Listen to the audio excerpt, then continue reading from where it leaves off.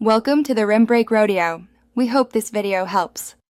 In this video, I will show how to remove a Nissan Altima radio. First, gather your tools. You'll need a plastic trim removal tool to protect your dashboard, a Phillips head screwdriver for fasteners, and a small flathead screwdriver for delicate prying. Having the right tools makes the process much smoother and helps avoid damaging your vehicle's interior. Always work carefully to ensure a clean removal. Now, let's start with the dash panels. Use your plastic trim tool to carefully pry around the edges of the trim panel surrounding the radio. Once that's loose, you'll see two Phillips head screws holding the upper dash panel. Remove these screws, then gently pull the upper dash panel away from the dashboard. Be mindful of any clips or wiring harnesses still attached. With the dash panels out of the way, you can now access the radio unit itself.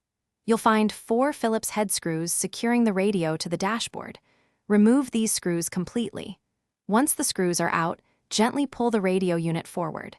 This will give you enough space to reach behind and disconnect all the electrical connectors and the antenna cable.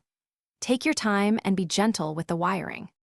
Once all the connections are detached, you can carefully remove the radio unit entirely from your Nissan Altima.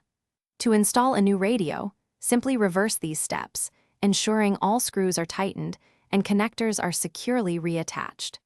Double-check that everything is properly seated before fully snapping the trim panels back into place.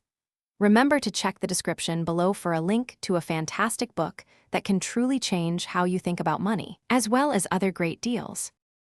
Thanks for watching. Consider subscribing if we helped you.